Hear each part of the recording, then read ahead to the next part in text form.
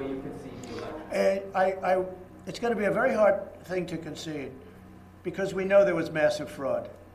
So as to whether or not I can get this apparatus moving this quickly, because time isn't on our side, everything else is on our side, facts are on our side. This was a massive fraud. This should never take place in this country. We're like a third world country. Just to be clear, if the Electoral College votes for Joe Biden, will you concede? Well, if they do, they made a mistake because this election was a fraud. Just so you understand, this election was a fraud. I mean, they have Biden beating Obama on Obama's vote in areas that mattered in terms of the election, in swing states. And yet he's losing to Obama all over the place. But he's beating Obama in swing states, which are the states that mattered for purposes of the election. So, no, I can't say that at all. I think it's a possibility. They're trying to, look, between you people, don't talk to me that way. You're just a lightweight. Don't talk to me that way. I'm the President of the United States. Don't ever talk to the President that way. All right, I'm going to go with another question. Go ahead. So if the Electoral College does elect President-elect Joe Biden, are you not going to leave this building? Just so you, certainly I will. Certainly I will. And you know that. But I think that there will be a lot of things happening between now and the 20th of January. A lot of things. Massive fraud has been found. We're like a third world country. You know that it's tradition for previous presidents to go to the next president's inauguration, so will you attend? I don't want to say that yet. I mean, I know the answer. I'll be honest, I know the answer, but I just don't want to say it yet. Look, a thing like this possibly has never happened before, but maybe people just didn't catch it. But we've caught it. We've caught hundreds of thousands of votes. Listen, excuse me. When they don't allow a poll watcher, which is a sacred person in our country, people don't know what a poll watcher is. A poll watcher it's considered sacred in our country. When they throw them out of rooms, But that's not true. They didn't do sure that. it is. And when they put them in pens, Your attorneys admitted excuse that. me, no they didn't, my attorneys did not admit anything. Тот платит проценты за телевизор, а этот за туфли жены. Кто? Да магазины. Они за тебя проценты банку платят, когда совершаешь покупки халвы. Проценты оставь.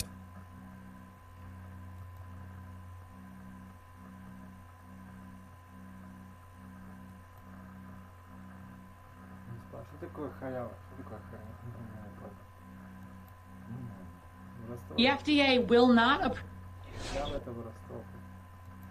Либо, ну да. Of the piano, which means Никто не знал, lifting что the key это only partially before we repeat it. Просто как бы Now, if you are struggling with that, I have a tip. If you put the thumb or something, another finger, so that the key can't come all the way up, use your other hand.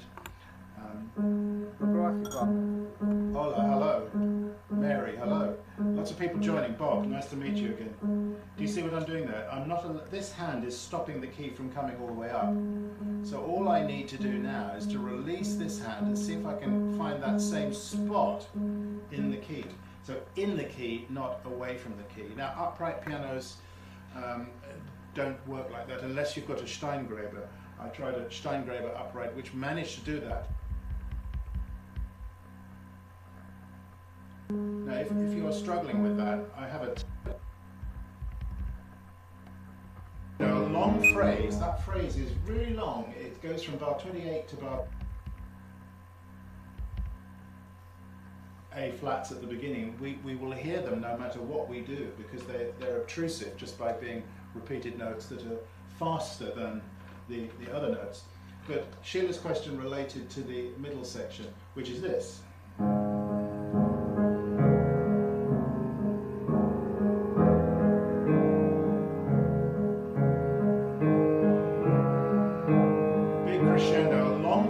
That phrase is really long. It goes from bar 28 to bar 36 with one long phrase mark. So we must be careful not to chop it up. A few things. First of all, with the repeated note itself, we have to make sure that we don't lift the key all the way up. We need to find the escapement or the sounding point in the mechanism of the piano, which means lifting the key only partially before we repeat it. Now, if you are struggling with that, I have a tip. If you put the thumb or something, another finger, so that the key can't come all the way up. Use your other hand. Hola, hello. Mary, hello. Lots of people joining. Bob, nice to meet you again. Do you see what I'm doing there? This hand is stopping the key from coming all the way up. So all I need to do now is to release this hand and see if I can find that same spot in the key. So in the key, not away from the key. Now upright pianos don't work like that unless you've got a Steingraber. I tried a Steingraber upright which managed to do that remarkably. I don't know how they managed, because it's quite difficult to get an upright piano to respond that way. So that would be the first thing, just to keep that inside the key. Remember, the rain is outside, not inside, even though it's going to be a storm coming. So left hand, really important with the left hand that we voice it beautifully. I don't think there's anything interesting about voicing to the top G sharps.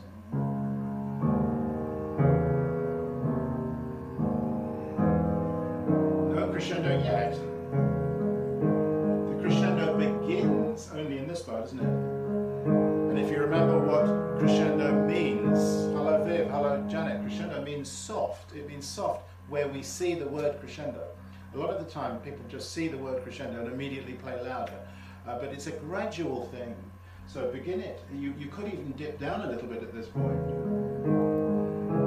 Save it, you've got a long way to go. Now listen to what's left of this, so that when you play your next melodic line notes, the C sharp and the E, they don't protrude, because we can't, if we play this pair of notes with the same amount of sound as we used on the G sharp, D sharp, we'll have an almighty accent in the line. So just listen to what's left of the sound here. Match it up. Then you can come back.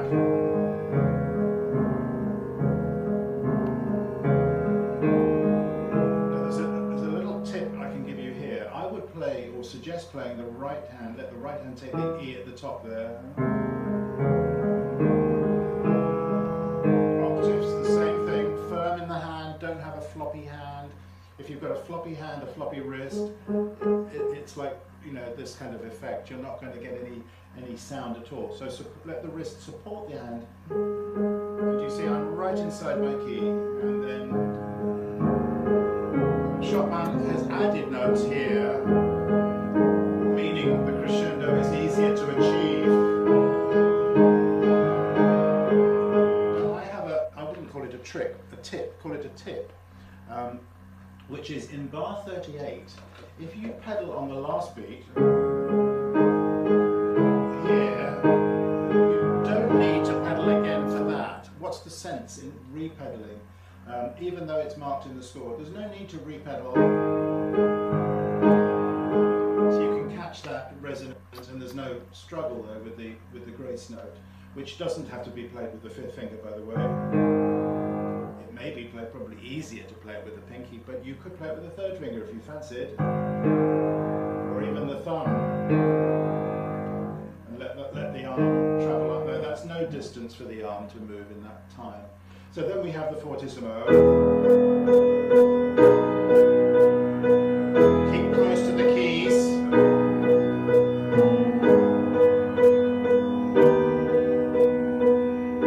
Piano. And I vibrate my pedal in that bar 43, just a vibration of the pedal.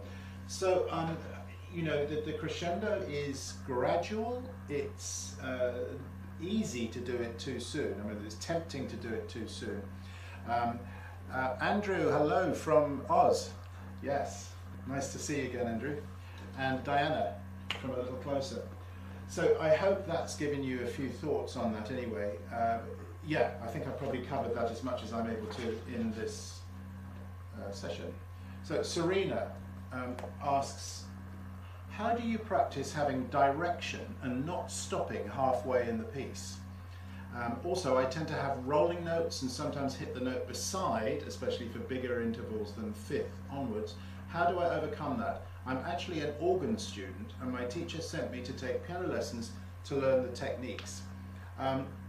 It's a really complicated question, actually, Serena, because it's very personal to you. I would almost hesitate to suggest anything for the second part of your question because it would all depend on how you're moving at the keyboard.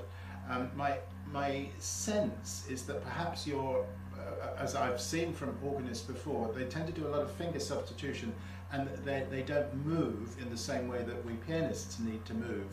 So my first thought was, you know, have you practiced broken chords? You can either do triads and just feel the connection in the hand from one finger to the next. So I have to contract my hand there, now I have to open my hand. So if you practice those in all keys, you can use the same finger. It's harder to do that when you put the thumb on a black note. Notice what I need to do, the fifth finger to a slightly lesser extent. If you have exhausted those and want to go a little further, try the 4-note broken chords. And again, notice what I'm doing here. I'm moving my hand so that my forearm is behind the finger that's playing, behind each finger that's playing. Squarely behind the pinky, then I move via this lateral movement that I think some organists might not have installed. It's like software. Have you got that installed in your playing? So that would be one thing. And just to address your question about having direction and stopping halfway in the piece, I think that definitely is a practicing related question rather than a technique related question. I have chosen just at random a very, very simple little piece just so I can you know, illustrate using something very simple. Ola's greetings from Norway. First time I participate. Welcome, Ola. Nice to have you on board here. Right, so this is the minuet in FK5 by Mozart. So this is how it sounds.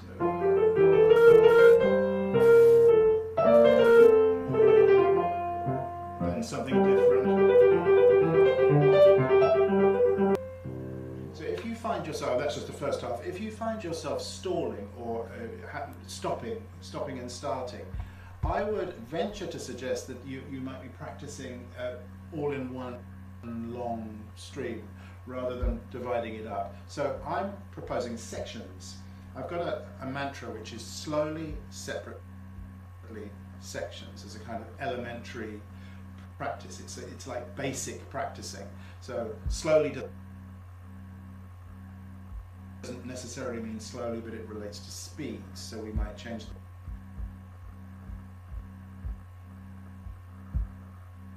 Welcome everyone here to News Now from Fox. I'm your host Mike Page. We want to take you out to this breaking news that we are getting from President Trump's legal team regarding Pennsylvania, everybody. So let me just read this coming here for you right here on News Now from Fox as we were just getting this in, and then we are actually going to take you out to Pennsylvania as well here. So just moments away from this update here as Jenna Ellis reporting this, that Pennsylvania court grants hearing in election integrity case challenging the constitutionality of Act 77. That's mail-in ballots here. So we're hearing the order right now. It says now, November 25th, 2020, upon consideration of petitioner's motion for emergency injunction, the subsequent filings by the parties, and the new allegations raised in petitioner's supplemental application for emergency relief filed at 11:42 p.m. on November 24th, 2020. It is hereby preliminary ordered and decreed there. And so that is important there, as Jenna Ellis is saying, the constitutional law attorney there and senior legal advisor for President Trump, saying that this is important because respondents are preliminary enjoined from doing so pending an evidentiary hearing to be held on Friday, November 27th at 11:30 there. So that is the big news coming there. It looks like they will be having a hearing on this for the mail-in ballots there. So we will continue to follow that here for you on News Now from Fox. But I want to keep the breaking news coverage going here because we're going to now take you out to Pennsylvania. Thank you, Kim. Senator Mastriano, please. Thank you, Senator Argyle and Senator Ward. Thank you for being here.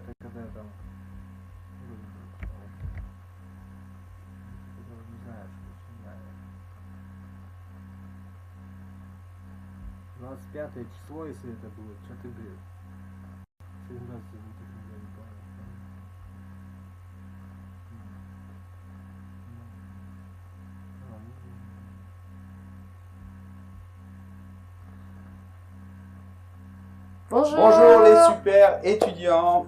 Aujourd'hui, on va voir un thème très important.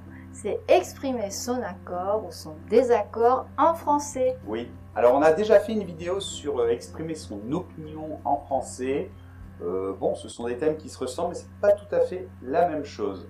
Alors avant de commencer la vidéo, on vous rappelle qu'on a des cours.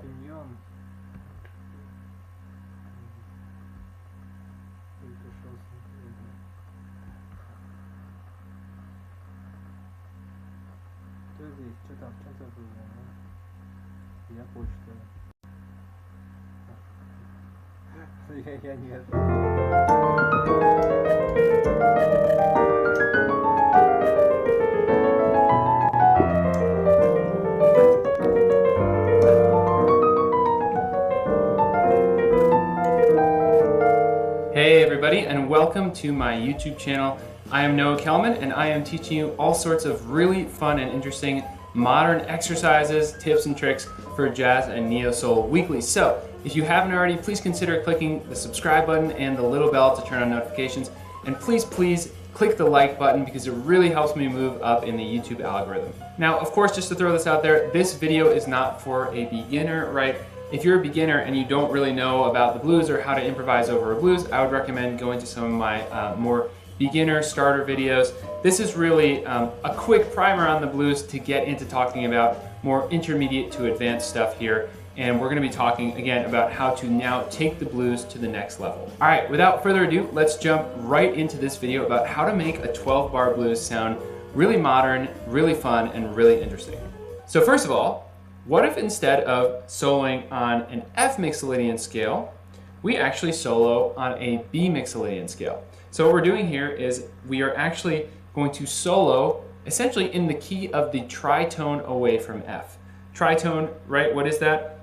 Well, we count up 3 whole steps, okay? It's called the tritone because it splits the octave evenly, right?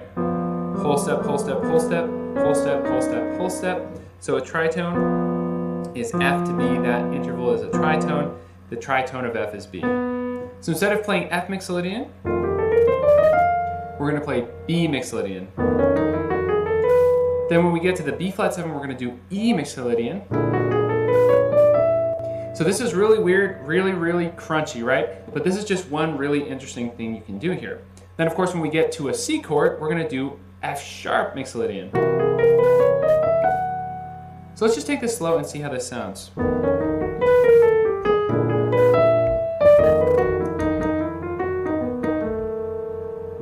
So that's really weird, but really interesting. Now one tip I'll throw out there is this would really be considered playing out, right? We're really essentially imposing a totally different non-diatonic sense of harmony over our diatonic chord, right? Over our F7 we are doing essentially the tonality of B. In my opinion, playing out always works best when you let it lead you to a resolution. So you don't want to literally just play the whole blues like this, always just playing essentially in the key of B. You want to actually resolve back to the key of F sometimes. So here's an example. So what we did here was we actually played in B over the F7, but when we hit the B flat 7, we resolve back to B flat mixolydian. So that to me sounds really nice. We get this clash and the resolution. And it feels like the clash led us to the resolution. In fact, in some ways it's almost more satisfying than going from diatonic to diatonic, right? It's giving us this tension and we're releasing the tension. So going through a whole blues with this concept, it might sound something like this.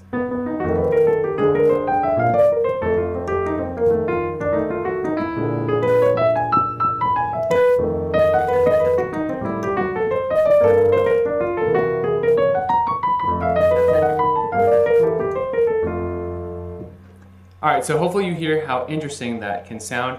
Have fun with it, mess around with it. Also, really quick, before we move on, everybody, I just wanted to let you know that I have got an awesome Black Friday sale happening right now. So use this code on screen and click the link below in the description to go to my store, and this is probably the best discount you'll ever be able to get, so be sure to check that out. All right, now another really fun trick that I love to do, this is something that I hear someone like Brad Meldau do a lot, is change all of our dominant chords to sus voicings. So instead of 1, 3, 5, flat 7, we actually get 1, 4, 5, flat 7, right? Now we could also, of course, do sus 13. So we've got 1, flat 7, 9, sus 4, and then 13 on top. So that's a really nice sound. So on F, we essentially are doing kind of like a C minor 9 over F. And then on B flat, we're doing like an F minor 9. And then when we get to maybe our G minor 7, we can replace that with an F minor 9, right? So we're making it F sus 13, B flat sus 13, G sus 13, and then at the end we've also got C sus 13. So 1, flat 7, 9, sus 4, and 13, right? So let's see how this could actually sound.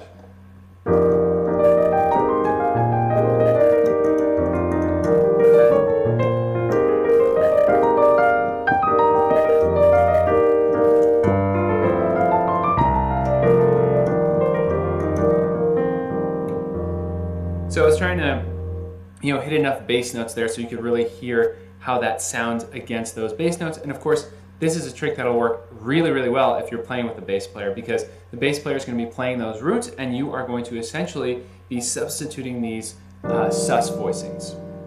All right, now another one of my favorite tricks is actually pretty easy. Just sub out the second chord of each 4-bar phrase with the chord which is a half step above the first chord of that phrase. So our first 4-bar phrase starts with F7, right? And then it goes to B flat 7. Well, instead of B flat 7, we're going to do F7 to F sharp 7, okay? And then in the second phrase, we have B flat 7, and then we're going to, in the second bar, add in a B7, right? Okay? And then in the third phrase, we start with G minor, and then we'll go to A flat minor over the C. Okay, so let's see how this sounds.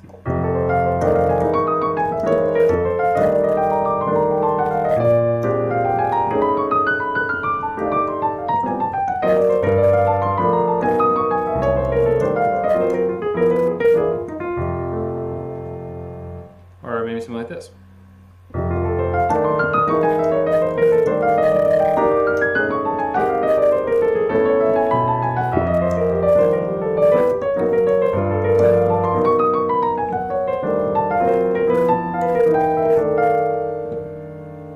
So the second time through, I actually did B flat sus, and then went up to essentially B sus, right? So that was also a really cool way of throwing in that half-step relationship. All right, now the final trick I want to show you today is kind of taking from McCoy Tyner. We're going to slam a fifth in our left hand, and then do this F sus chord here, F, B flat, and E flat, right? And then we can move this chord up a half step if we want, or up in whole steps. So this gives us some really cool sounds in the left hand, and then in the right hand we'll do some pentatonics, right? Using the F dominant pentatonic scale, F, G, A, C, E flat, okay?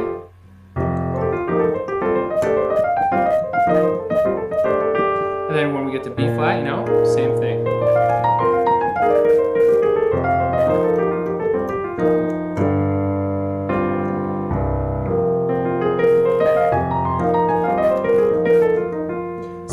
Add these fourth voicings in. Now honestly, on that 2-5-1, I might just go back to normal.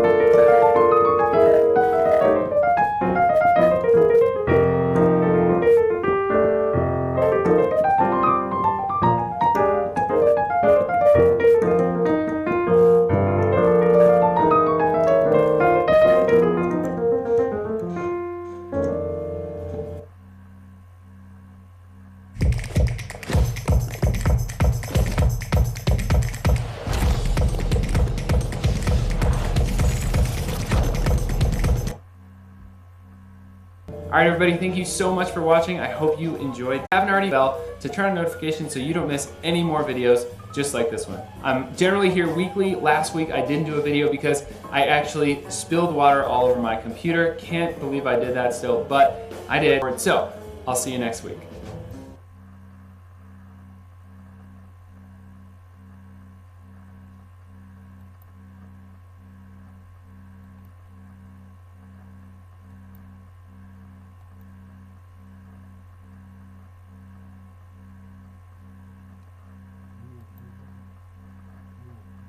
usual speed to something either very slow or somewhat slower. Hands separately. Separately means hands separately, or it could mean lines separately, strands separately. And of course, sections is not starting from the beginning and going to the end.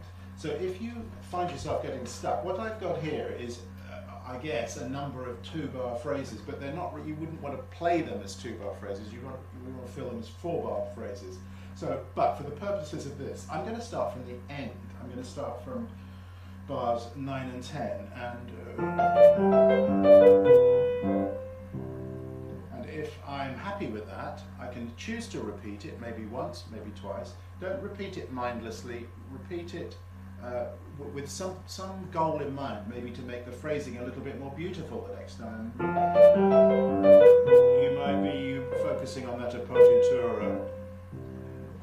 But if you're happy with it, or when you're happy with it, just back up another 2 bars and work from here.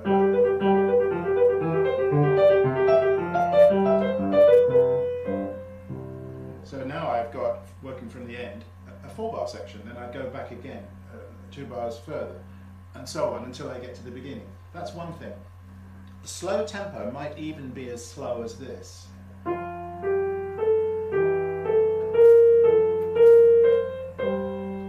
Section might just be that much. Release. You see, and separate hands. Don't forget separate hands. And don't do it mechanically, work on the sound. You might want to sing lines.